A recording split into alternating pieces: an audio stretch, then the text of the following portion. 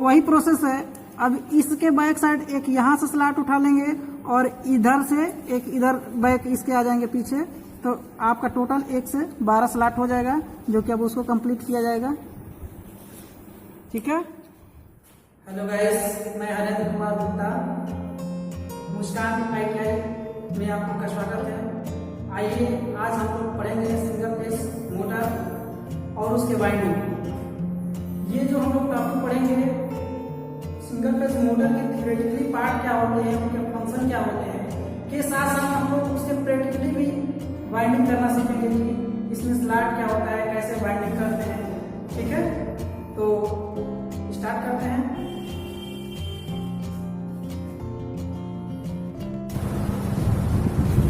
Hello guys, मैं हरेंद्र कुमार गुप्ता, मुस्कान ITI में आप लोग का स्वागत है। तो आज हम लोग पढ़ने जा रहे हैं सिंगल फेज मोटर, और उसके साथ साथ उस मोटर की वाइंडिंग कैसे की जाती है, उसका वाइंडिंग हम लोग देखेंगे। ठीक है, तो पहले हम लोग सिंगल फेज मोटर होता क्या है, इससे क्या विशेषताएं हैं, पहले उसके बारे में हम लोग थोड़ा समझ ले, उसके बाद आगे हम टॉपिक चलेंगे। अब हम लोग यहाँ जैसे में हेडिंग किए हैं सिंगल फेज मोटर। तो सिंगल फेज मोटर का मतलब ये वह मोटर होता है जो कि केवल सिंगल फेज की सप्लाई पर कार्य करता है। ठीक है, जैसे आप लोग देखते हैं कि आटा चक्की है या ट्यूबवेल वगैरह है, वहां पे 3 फेज मोटर होती है, इंडक्शन मोटर होता है। क्यों उसका नाम पड़ा, क्योंकि वहां की 3 फेजों की सप्लाई से कार्य करता है। जबकि अगर हमारे घरों में देखें, टूलू वगैरह जो लगे होते हैं, वहां पर सिंगल फेज मोटर का प्रयोग किया जाता है, क्योंकि वहां पे हम लोग घरों में जो सप्लाई लाते हैं केवल 1 फेज की सप्लाई लाते हैं और वहां उसको कनेक्ट करके चलाते हैं। ठीक है, तो वही सिंगल फेज मोटर के बारे में हम लोग थोड़ा समझेंगे, उसके वाइंडिंग क्या होते हैं, उस वाइंडिंग को देखेंगे। तो सबसे पहले मैं इसके बारे में कुछ आपको विशेषताएं बताने जा रहा हूँ। जैसे में सिंगल फेज मोटर वह मोटर कहलाता है जो कि सिंगल फेज की सप्लाई पर कार्य करता है। अगर मैं इसके बारे में थोड़ा और डीपली देखूं तो सिंगल फेज मोटरें जो होती हैं सेल्फ स्टार्टर नहीं होती है, क्योंकि उनमें एक वाइंडिंग की जाती है। ठीक है, अब ये जो वाइंडिंग की जाती है, उस वाइंडिंग को अगर हम देखें तो स्टार्टिंग वाइंडिंग कहते हैं या स्टेटर का वाइंडिंग उसको कहते हैं। लेकिन सिंगल फेज मोटर को हम लोग स्टार्ट करने के लिए उसको टार्क की आवश्यकता होती है, इसलिए उस सिंगल फेज मोटर के जो स्टेटर वाइंडिंग होते हैं, उस वाइंडिंग को हम लोग 2 भागों में बांट देते हैं। अब जब हम उस वाइंडिंग को 2 भागों में बांटते हैं तो एक वाइंडिंग को कहते हैं मुख्य वाइंडिंग अर्थात मेन वाइंडिंग, तथा दूसरे वाइंडिंग को कहते हैं सहायक वाइंडिंग या स्टार्टिंग वाइंडिंग। जैसे में देखिए आप लोग को मैंने यहाँ फिगर में दिखाया है, ये है मेरा जो देख रहे हैं सिंगल फेज की सप्लाई आया है, तो यहाँ से यह इसको 2 भागों में बांट दिया गया है। अब इस वाइंडिंग को कहते हैं मुख्य वाइंडिंग और इस वाइंडिंग को कहते हैं सहायक वाइंडिंग, जिसको हम लोग स्टार्टिंग वाइंडिंग के नाम से जानते हैं, जैसे यहाँ शो की है। अब इनकी खासियत क्या होती है कि जो मुख्य वाइंडिंग होता है यह मोटे तार के होते हैं और कम टर्न होते हैं, अर्थात इसमें जो टर्न होते हैं, जो फेरे होते हैं वाइंडिंग में, वो कम रखे जाते हैं। और इसकी इस विशेषता के कारण इसमें जो रेजिस्टेंस होता है का गुण कम होता है और इसमें इंडक्टिव कैपेसिटेंस का जो गुण होता है हाई मिलता है।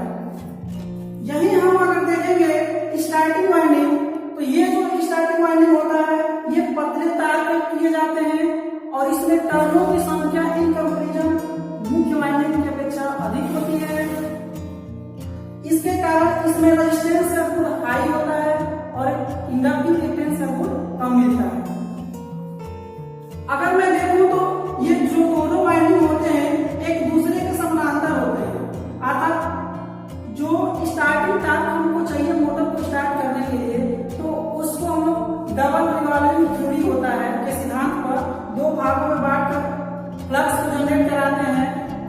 और ये जो दोनों टर्मिनल होते हैं एक दूसरे के समानांतर में होते हैं, सहायक वाइंडिंग और मुख्य वाइंडिंग, जो कि परस्पर 90 अंश पे कनेक्ट किए जाते हैं। अब यहाँ आप लोग देख रहे होंगे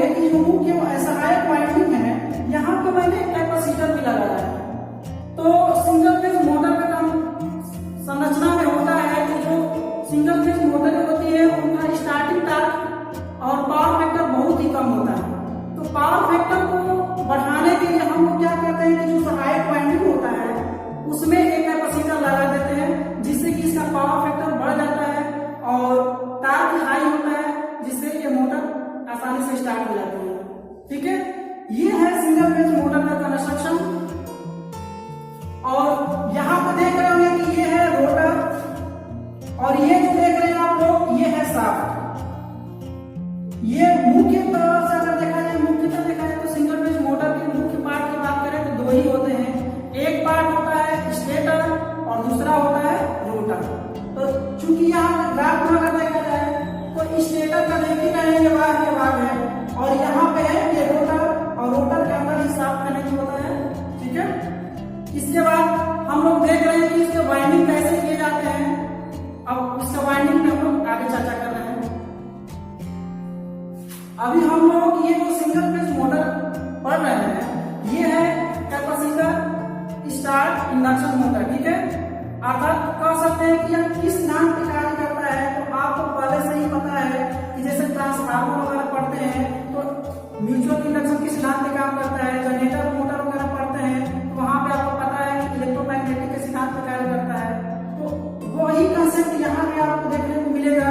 ये जो single phase motor induction type है यह इलेक्ट्रोमैग्नेटिक के सिद्धांत पे ही कार्य करता है। ठीक है, और यहाँ पे जो दोनों वाइंडिंग देख रहे हैं यहाँ पे आप ध्यान रखिएगा, मतलब सावधानी पूर्वक इसको नोट करके माइंड में रखे रहिएगा। ये जो दोनों वाइंडिंगें होती है आपस में एक दूसरे के समानांतर कनेक्ट होती है, पैरेलल कनेक्ट होती है, क्योंकि यहाँ से क्वेश्चन आपको बार बार पूछता है इनके क्वालिटी के बारे में। ठीक है, अब हम आगे चल रहे हैं कि इस मोटर की कैसे वाइंडिंग की जाती है और इसके पार्ट को दिखाते हुए आपको वाइंडिंग करना सिखाएंगे कि कैसे इसका किया जाता है।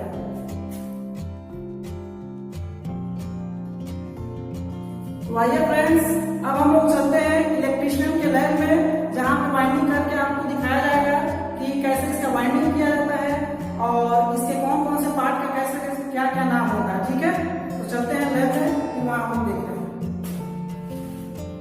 ठीक है सर,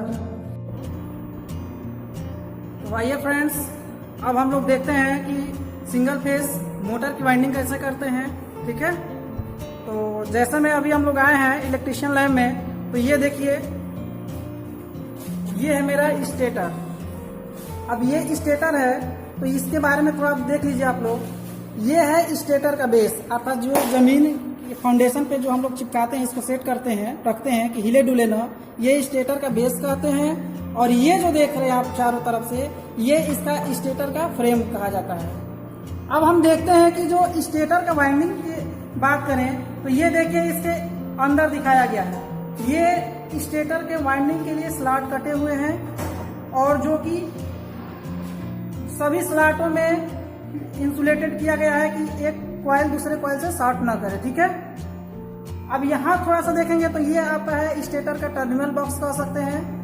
और यहीं पे थोड़ा सा देख लीजिए आप लोग, ये है रोटर, चूंकि हम इसी में अभी सेट ही दिखा दे रहे हैं आपको, लेकिन ये है इसका रोटर, जो कि स्क्वायरल केज टाइप का रोटर होता है। जैसे 3 फेज इंडक्शन मोटर में भी आपका स्क्वायरल केज रोटर प्रयोग किए जाते हैं, तो इसमें सिंगल फेज में भी स्क्वायरल केज टाइप के रोटर ही प्रयोग किए जाते हैं। और ये इसका शाफ्ट हो गया, ये इसका रोटर हो गया।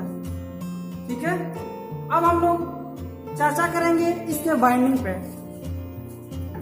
तो वाइंडिंग करने से पहले आप लोग थोड़ा सा यहाँ ध्यान दीजिएगा। अगर मैं इस स्टेटर के जो खांचे कटे हुए हैं, इसको हम हिंदी में खांचा कहते हैं, इंग्लिश में स्लॉट कहते हैं, तो इसको पहले हम काउंटिंग करेंगे कि ये कितने स्लॉट कटे हुए हैं। तो कहीं से भी आप काउंटिंग कर सकते हैं, किसी को भी बेस मान करके। जैसे में हम यहाँ बेस मान लिए, तो बेस मान लिए तो अब यहाँ से काउंटिंग कीजिए।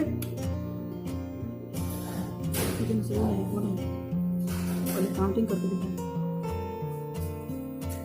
अब यहाँ से काउंटिंग करके अगर देखना है बेस अगर मान ले रहे हैं तो 1 2 3 4 5 6 7 8 9 10 11 12 13 14 15 16 17 18 19 20 21 22 23 24 अर्थात 24 टोटल स्लॉट कटे हुए हैं।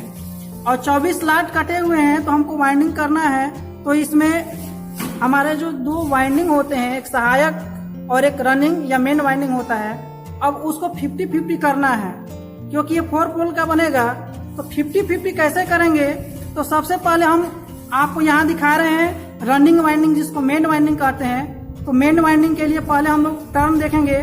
तो मेन वाइंडिंग में भी पहले हम स्लॉट देख लें तो एक स्लॉट होगा।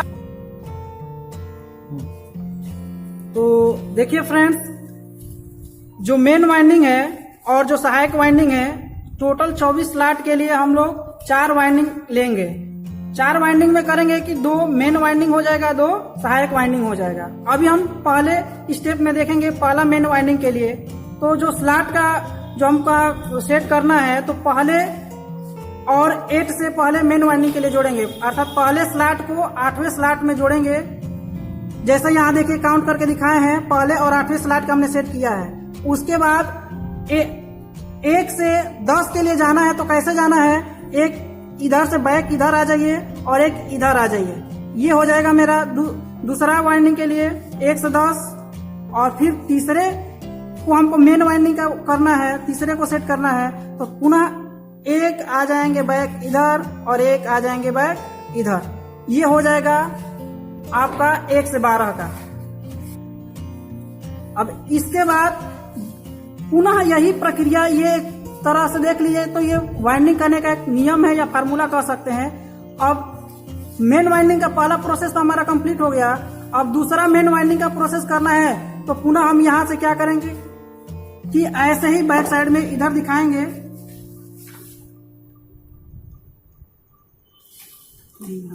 देखिए दूसरा ये मेन वाइंडिंग के लिए है। अब 1 से 8 स्लॉट इधर से हम ले लिए, फिर 1 से 10 का चलना है। तो 1 इधर से हम यहाँ चल देंगे बैक में और 1 यहाँ चल देंगे। तो हो गया 1 से 10 का। और फिर नेक्स्ट वाला देखेंगे तो 1 से 1 पीछे इधर चल दिए, 1 पीछे इधर, अर्थात 1 से 12 का कनेक्शन कंप्लीट हो गया। इस तरह ये भी मेन वाइंडिंग है, पहले मेन वाइंडिंग का टर्मिनल है और ये मेन वाइंडिंग का टर्मिनल है। इसको आपस में श्रेणी क्रम में जोड़कर हम एक टर्मिनल बाहर निकालेंगे। तो आइए फ्रेंड्स, अब हम लोग देखते हैं कि ये जो स्लॉट हम लोग 1 से 8 का जो प्रक्रिया कर रहे थे, 1 से 10 और 1 से 12 वाला, तो कितना डिस्टेंस है वो हम लोग वाइंडिंग करेंगे, टर्न लेंगे कॉइल का। तो कितने पे करेंगे? तो देखिए पहले मैं यहाँ दिखा रहा हूँ 1 से और 8 का ये डिस्टेंस लिए हैं। और इसको टोटल अगर देखा जाए तो यहाँ तक आ रहा है, ऐसा इतना हो रहा है। अब इसको निकाल लेंगे ऐसे धीरे से। अब हमने देखा कि इतना हो रहा है, इसको अब मेजर कर लेंगे कि इसकी माप कितनी है।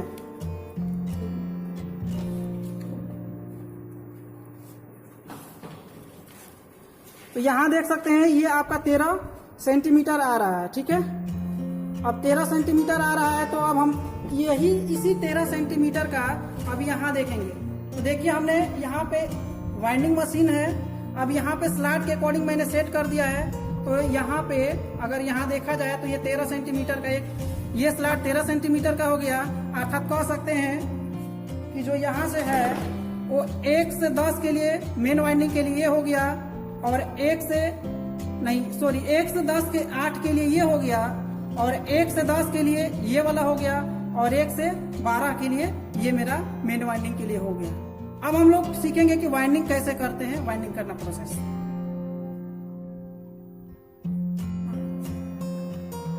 अभी हम लोग मेन वाइंडिंग करने जा रहे हैं। तो इसके बारे में पहले ये देख लीजिए, ये है मेन वाइंडिंग के लिए हम लोग तार लिए हैं। इस तार की खासियत ये है, ये जो तार की जो डाया है, आप कह सकते हैं डाया है, वह 23 SWG है।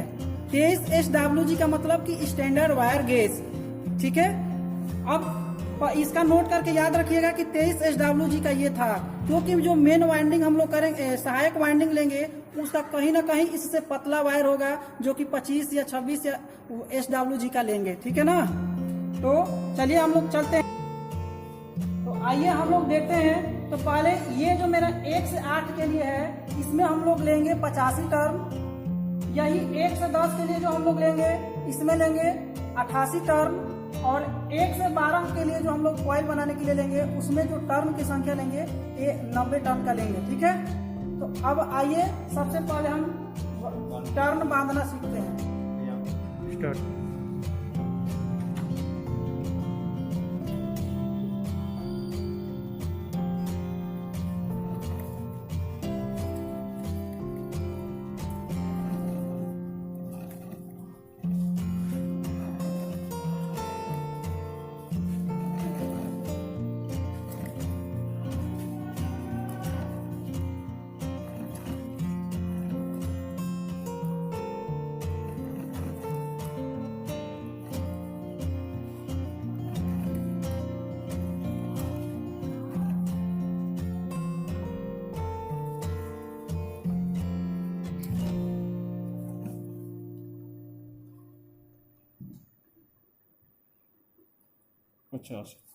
देखिए फ्रेंड्स, अभी आप लोग देखें कि एक से जो 8 स्लॉट के लिए जो हमको कॉइल बनाना था उसमें कितने टर्न चाहिए। तो देखिए यहाँ पे हमारा 85 दिखा रहा है, जो कि मेरा टर्न कंप्लीट हो गया।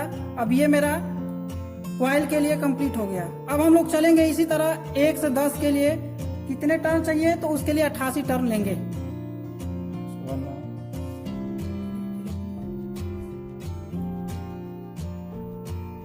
पचासी टर्न का कॉइल बन गया है।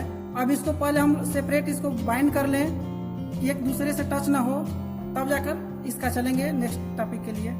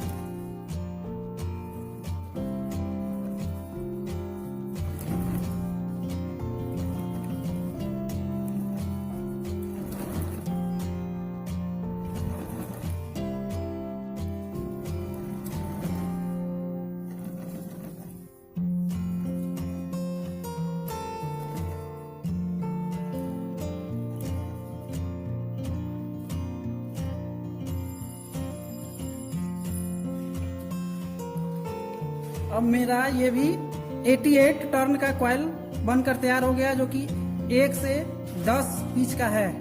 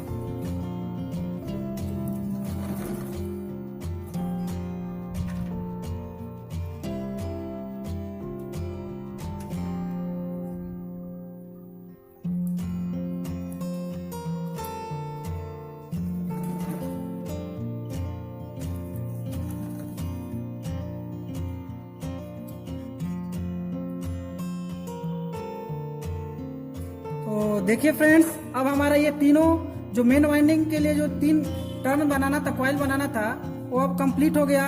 अब इसके बाद हम लोग देखेंगे कि कैसे इसको स्लॉट में सेट करते हैं। देखिए फ्रेंड्स, अब ये मेरा मेन वाइंडिंग में हमको 2 कॉइल बनाना था, तो ये प्राइमरी एक पहला हम लोग बना लिए और सेम टू सेम इसी माप का एक और हम पहले से बना लिए हैं कि आप लोग को ज़्यादा टाइम ना लगे, सिर्फ आपको हमको समझाना है। तो देखिए, एक हमने एक एक्स्ट्रा बनाकर यहाँ पहले से रख लिया था कि आपको दिखा सकें, ठीक है। अब ये मेरा मेन वाइंडिंग का कंप्लीट हो गया। अब हम लोग इसी प्रकार चलेंगे सहायक वाइंडिंग, जिसको आप स्टार्टिंग वाइंडिंग कर रहे थे। अब उसका फिर हम लोग यहाँ वाइंडिंग करना सीखेंगे, जो कि 2 कॉइल।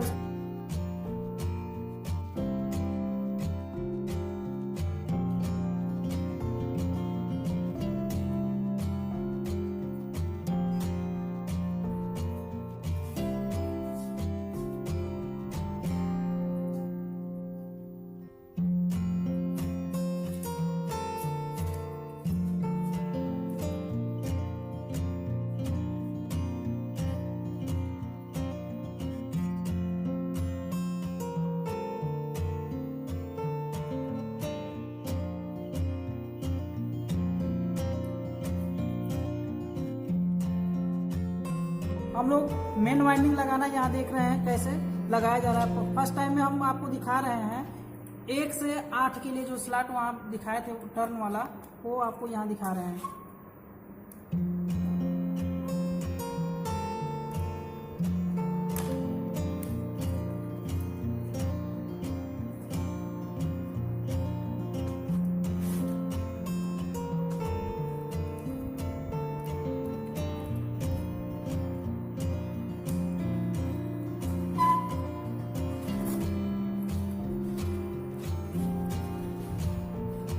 इसको लॉक किया जाता है।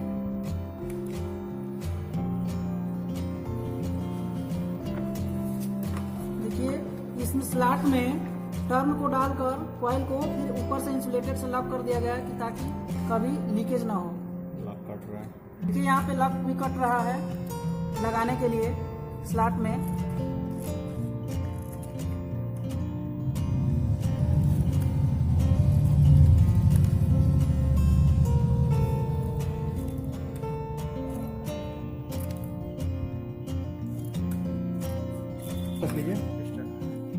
देखिए फ्रेंड्स, अभी हम लोग इस टर्न को अर्थात कॉइल को डाले, उसके बाद ऊपर से लॉक के माध्यम से इसको पूरा क्लोज किए, ठीक है, ताकि ये फिर इसके टर्न बाहर ना निकले। अब हम देखेंगे कि 1 से 8 के लिए फर्स्ट टाइम में मेरा स्लॉट में इसको डालना था, तो 1 हो गया, तो 1 2 3, तो यहाँ फिर हम लोग काउंटिंग कर ले रहे हैं। ये हो गया 1, ये 2 3 4 5 6 7 और ये हो गया मेरा 8, जिसमें कि हमको इस टर्न को डालना है, ठीक है।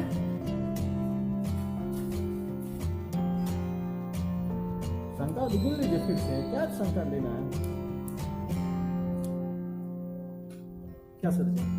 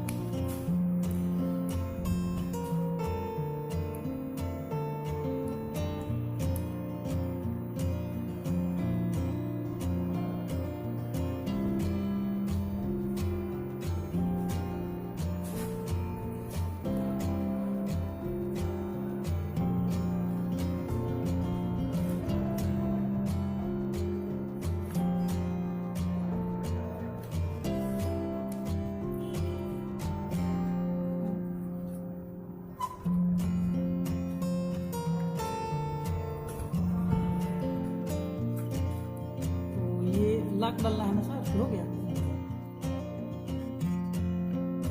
तो इस तरह ये वाला हम लोग का जो 1 से 8 स्लॉट के लिए जो कॉइल था, वो पूरा मेरा कॉइल कंप्लीट हो गया। अब हम लोग चलते हैं 1 से 10 स्लॉट में जो कॉइल डालना था, उसके लिए न्यू ये लिए हैं हम लोग 1 से 10 वाला। अब फ्रेंड्स अभी हम लोग 1 से और 8 के बीच का जो स्लॉट था कंप्लीट कर लिए हैं। तो अब हमको चलना है 1 से 10 के लिए। तो एक इस स्लॉट से बैक साइड में हम इधर ले रहे हैं और 1 या 8 वाला जो है उसे पीछे ले रहे हैं कि 1 से 10 का स्लॉट मेरा कंप्लीट हो जाए। अब हम लोग इसका कॉइल सेट करेंगे स्लॉट में।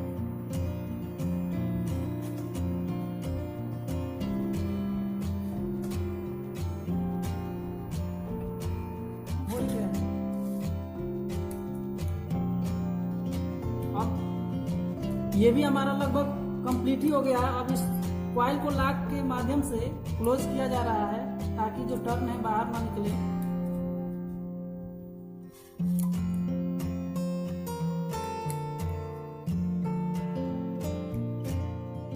अब इस तरह हम लोग का जो दूसरा कॉइल था 1 से 10 के लिए वो भी पूरा कंप्लीट हो गया और यहाँ पे लॉक के माध्यम से भी हम लोग अच्छे से सेट कर लिए हैं ताकि टर्न बाहर ना निकले। अब हम लोग चलते हैं। तो अब हम लोग देखते हैं फ्रेंड्स, अभी जो मेन वाइंडिंग का हम लोग करना स्टार्ट किए थे तो पहला 1 से 8 और स्लॉट का था ये टर्न कॉइल को डालना। तो ये हमने डाल दिया, ये लॉक कर दिया। फिर उसके बाद था मेरा 1 से 10 के लिए। तो एक हमने इधर से बैक ले लिया, एक इधर से हमने बैक ले लिया। 1 से 10 का दूसरा कॉइल हमने डाल दिया।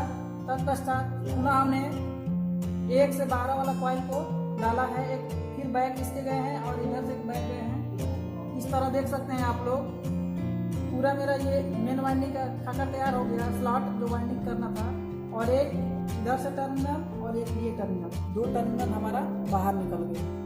Same to same process. अब हम लोग देखिए ये भी मेरा मेन वाइंडिंग ही है, आपको बताया है पहले। अब ये भी हमको डालना है स्लॉट में। तो अब हम लोग पुनः अभी इसको डालना प्रक्रिया स्टार्ट कर रहे हैं जो कि कंप्लीट होने के बाद एक में इनको फिर कनेक्ट किया जाएगा। ये हो गया सर।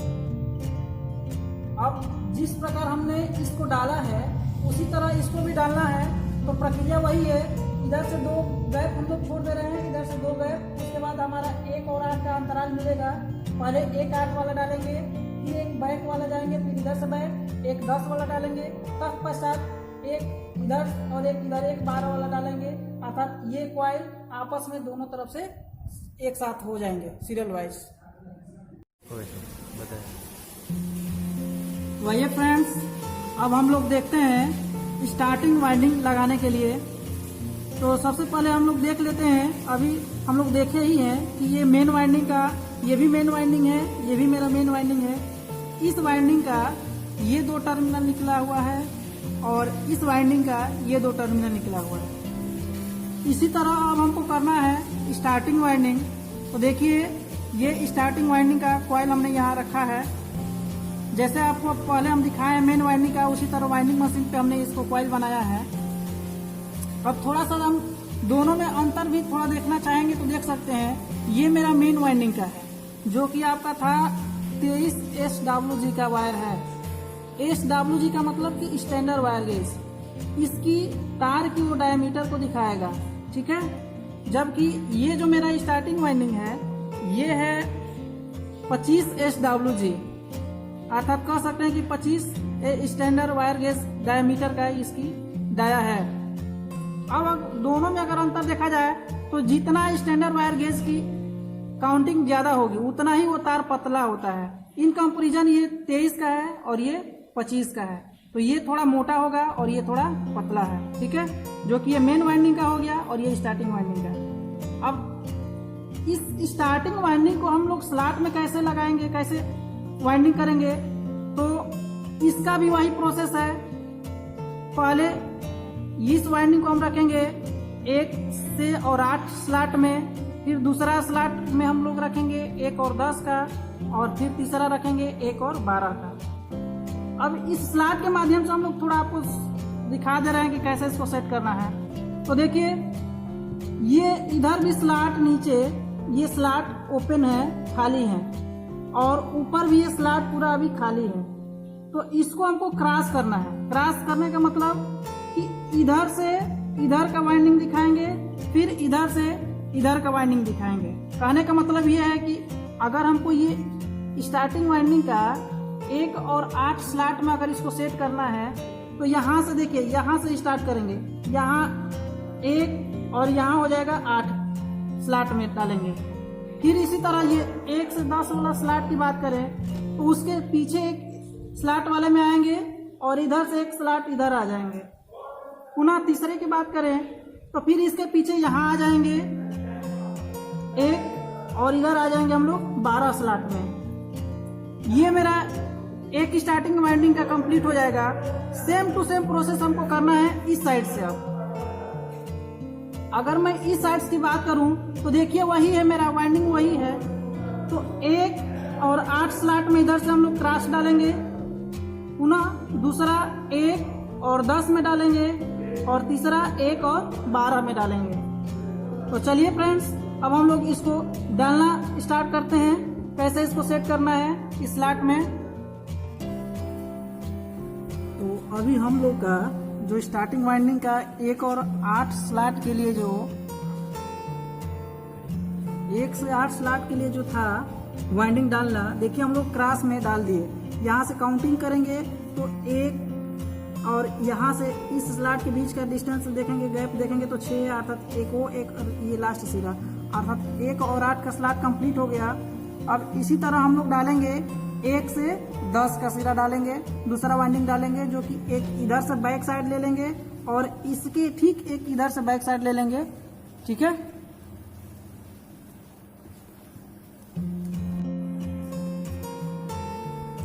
अभी हम लोग का जो स्टार्टिंग वाइंडिंग का 1 से 10 स्लॉट वाला डालना था कॉइल, और वो भी कंप्लीट हो गया। अब हम लोग इसी तरह डालेंगे 1 से 12 स्लॉट का, तो वही प्रोसेस है। अब इसके बैक साइड एक यहाँ से स्लॉट उठा लेंगे और इधर से एक इधर बैक इसके आ जाएंगे पीछे, तो आपका टोटल 1 से 12 स्लॉट हो जाएगा, जो कि अब उसको कंप्लीट किया जाएगा। ठीक है, तो इस प्रकार अब हम लोग का ये जो सहायक या स्टार्टिंग वाइंडिंग का जो था तीसरा कॉइल, ये भी कंप्लीट हो गया। अर्थात तो आप देख सकते हैं आप लोग, ये फर्स्ट कॉइल है, ये सेकेंड कॉइल है, ये थर्ड कॉइल है। अब स्टार्टिंग वाइंडिंग का एक ये कंप्लीट कॉइल होने के बाद अब पुनः देखिए इधर अभी स्लॉट हमारे बचे हुए हैं, यहाँ पे ये भी हमारा एक ये स्टार्टिंग वाइंडिंग ही है, कॉइल है। अब इसको हम क्या करेंगे कि पुनः 1 से 8, 1 से 10 और 1 से 12 का स्लॉट में कॉइल ये डालेंगे। तत्पश्चात फाइनल निकालने के बाद पुनः अब इनको कनेक्शन करेंगे, जो कि आगे आपको बताएंगे। अब पहले हम लोग ये डालना स्टार्ट करेंगे। ठीक है, तो आइए स्टूडेंट्स, अब हम लोग देखते हैं कि जैसे में हम लोग मेन वाइंडिंग पहले किए थे, तो मेन वाइंडिंग में हमारे मेन में 2 कॉइल था, एक ये कॉइल था और एक ये कॉइल था। उसी तरह हमारे जो स्टार्टिंग वाइंडिंग हम लोग कर रहे थे तो इसमें भी 2 कॉइल लिए थे, एक ये वाला हो गया स्टार्टिंग वाइंडिंग का और ये हो गया। अब करने का प्रोसेस तो आपको हमने स्लॉट में कैसे भरा जाता है वो आपको पहले ही बता दिए थे। अब यहाँ हम लोग देखेंगे कि कैसे किसका कनेक्शन करेंगे। तो ये देखिए यहाँ पे जो मेन का वाइंडिंग है कॉइल का, इसके 4 टर्मिनल निकले हुए हैं। यहाँ पे देखिए, यहाँ पे 2 टर्मिनल है और यहाँ पे 2 टर्मिनल है मेन के लिए, 4 टर्मिनल हो गया। इसी तरह जो हम लोग स्टार्टिंग वाइंडिंग बीच में कनेक्ट कर रहे थे क्रॉस करके, उसका 4 टर्मिनल है, 2 ये हो गया और 2 ये हो गया। अब हमको देखना है कि हमारा जो मोटर होता है, जैसे मैं आप लोग को मैंने ग्राफ में दिखाया था, यहाँ से थोड़ा सा देख सकते हैं, यहाँ हिंट किए हैं थोड़ा सा, आपको बोर्ड पे हमने समझाया था। तो वहाँ पे था कि हमारा एक मेन वाइंडिंग होता था और एक स्टार्टिंग वाइंडिंग होता था।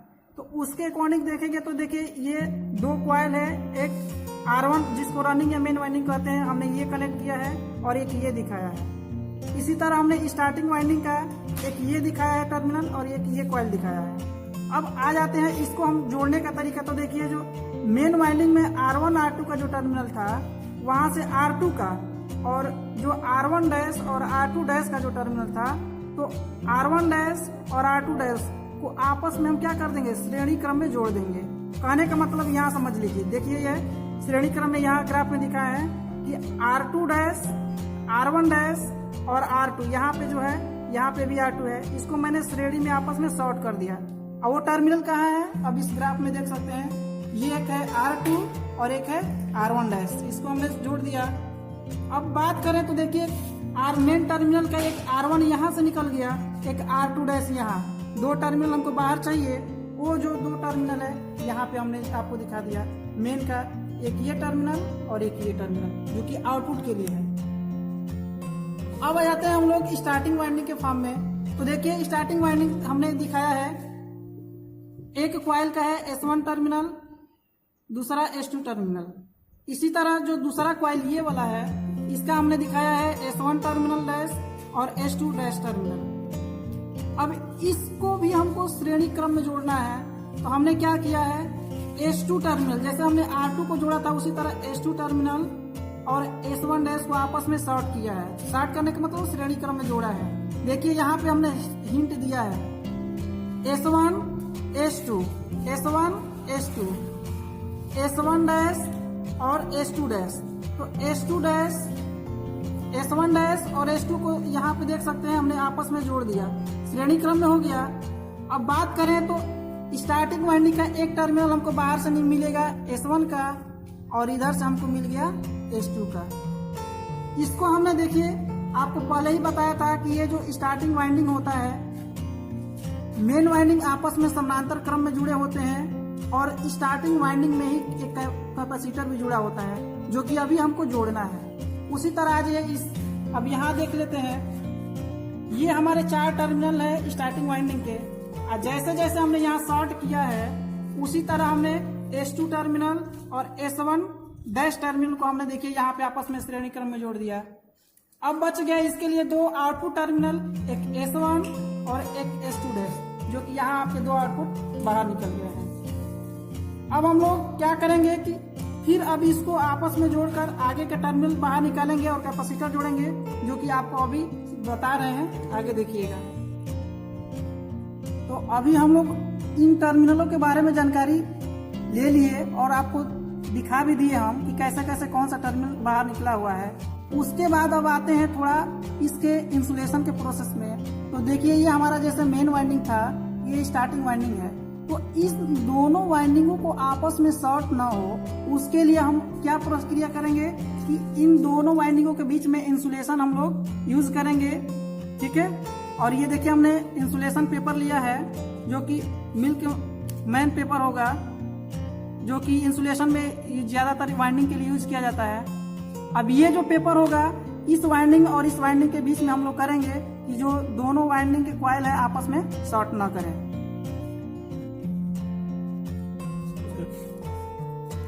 तो अब हम लोग इंसुलेशन मेन वाइंडिंग और स्टार्टिंग वाइंडिंग के बीच में देखिए कैसे लगाया जाता है, हम लोग लगा रहे हैं, ठीक है। इसको अच्छे से देख लीजिएगा। अब इन दोनों के बीच इंसुलेशन को हम क्या करेंगे, धागे के साथ सिलाई भी करेंगे दोनों वाइंडिंगों को कॉइल के, ताकि ये कभी लूज ना हो और जो हमारा वाइंडिंग का है कॉइल का है वो बहुत टाइट रहे, ताकि स्पार्किंग वगैरह ना हो, नहीं तो तुरंत हमारा कॉइल शॉर्ट कर सकता है, ठीक है। तो अब हम लोग इंसुलेशन कर ही लिए, लगा लिए।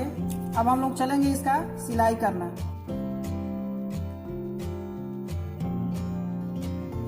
तो आइए अब हम लोग देखते हैं ये जो भी है, हमने 4 टर्मिनल निकाला है, 2 मेन का और 2 स्टार्टिंग का। अब इसमें ये आप लोग देख रहे होंगे कि ये क्या है। तो ये मैंने ऑटो कट लगाया है जो कि मेन वाइंडिंग में ही लगाया है, जिससे कि मेरा मोटर हीट हो तो जले नहीं, हमारा मोटर तुरंत अपने आप ऑफ हो जाएगा, ठीक है। अब उसके बाद हम लोग इसका सिलाई करना सीखेंगे कि कैसे कॉइल को सिलते हैं ताकि एक दूसरे से चिपके ना, शॉर्ट ना लगे। और ये मेरा जो हो गया स्टार्टिंग वाइंडिंग का टर्मिनल है और ये मेरा मेन वाइंडिंग का टर्मिनल है।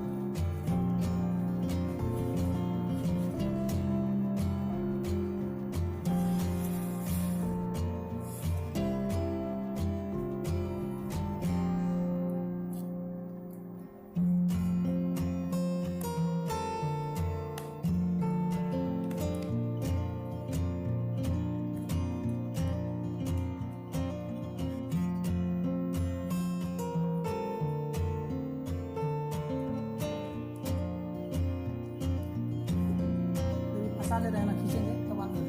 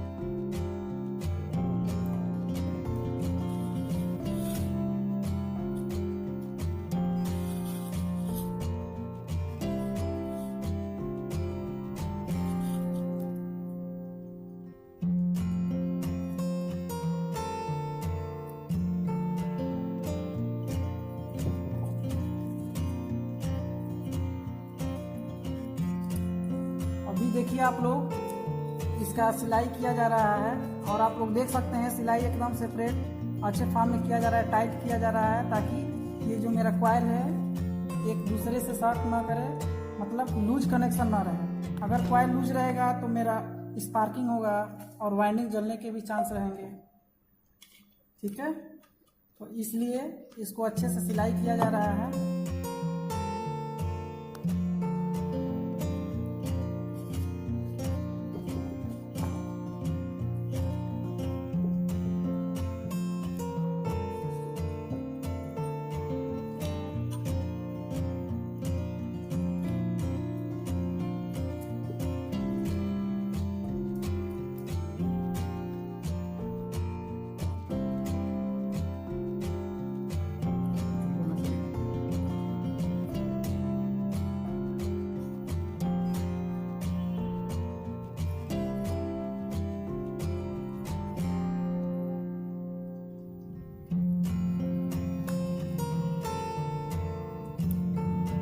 इस तरह हम लोग का ये सिलाई कंप्लीट हो गया।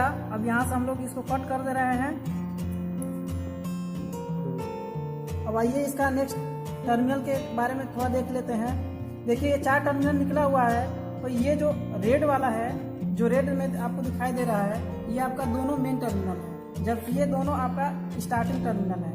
अब हम यहाँ देख सकते हैं कि स्टार्टिंग टर्मिनल यहाँ से जो एक सिरा है वो मेन टर्मिनल से कनेक्ट है। तो हम क्या करेंगे, ये एक स्टार्टिंग और ये मेन, यहाँ से हम आपस में इसको ऐसे जोड़ देंगे और ये जोड़ने के बाद ये देखिए पी से कनेक्ट है, पी का मतलब फेज, और यहाँ से एक बाहर के लिए आउटसाइड के लिए हम एक टर्मिनल निकालेंगे जो कि पी फेज का टर्मिनल हो जाएगा। अब दूसरा टर्मिनल देख सकते हैं, ये जो 2 टर्मिनल बचा है, तो स्टार्टिंग का ये टर्मिनल है, इसमें देखिए हम एक कैपेसिटर जोड़े हैं। इसका मतलब कि कैपेसिटर का एक सिरा हम यहाँ पे क्या कर देंगे, यहाँ ऐड कर देंगे, एक टर्मिनल यहाँ जोड़ दिए। और यहाँ देखिए जो मेरा मेन वाइंडिंग था, मेन वाइंडिंग का ये टर्मिनल आपका न्यूट्रल में कनेक्ट था, तो ये कैपेसिटर का दूसरा टर्मिनल न्यूट्रल से कनेक्ट था। कहने का मतलब कि ये जो मेन वाइंडिंग है, इससे हम क्या कर देंगे, इस कैपेसिटर को हम लोग जोड़ देंगे। अब जोड़ दिए तो ये मेरा कैपेसिटर कनेक्ट हो गया। फाइनली यहाँ से हम लोग देखेंगे कि ये हमारा फेज के लिए निकल जाएगा और यहाँ से एक टर्मिनल हम लोग निकाल लेंगे जो कि न्यूट्रल कहलाएगा। इस तरह हमारा पूरा वाइंडिंग समाप्त हो गया। अब टर्मिनल के बाद आपको मैं थोड़ा सा ये बता दूं कि ये जो वाइंडिंग हुआ है, इस पे पहले वार्निश लगाया जाता है, तब जाकर यहाँ रोटर में सेट किया जाता है। तो पहले हम क्या करेंगे कि इसको अभी आपको थोड़ा सा बता दे रहे हैं। सिर्फ इसको क्या कीजिएगा कि आप लोग वार्निश लगाकर धूप में सुखा दीजिएगा। तत्पश्चात ये स्टेटर है और ये रोटर है, इसको आप यहाँ से सेट कर लेंगे इसके अंदर ऐसे। और सेट करने के बाद क्या कीजिएगा कि बॉक्स के माध्यम से इधर से और इधर से आप बंद कर देंगे। इस तरह जो मेरा मोटर होगा कार्य करने के लिए रेडी हो जाएगा। तो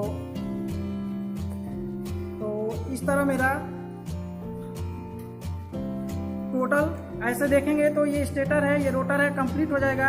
और यहाँ को हम पहले रोटर को यहाँ पे लगा दिए, स्टेटर के अंदर रोटर मेरा हो गया।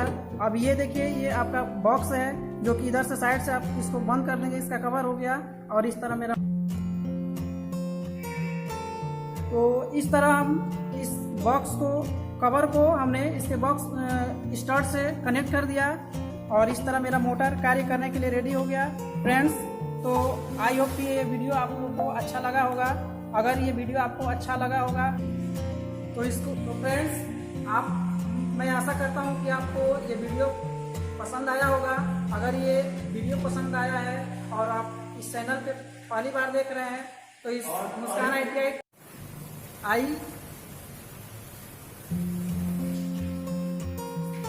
लाइक एंड सब्सक्राइब करें फ्रेंड्स। और मैं आशा करता हूँ कि वीडियो अच्छा लगा होगा। फिर हम लोग मिलेंगे नेक्स्ट वीडियो में नए टॉपिक के साथ और नए उमंग के साथ। तब तक के लिए जय हिंद।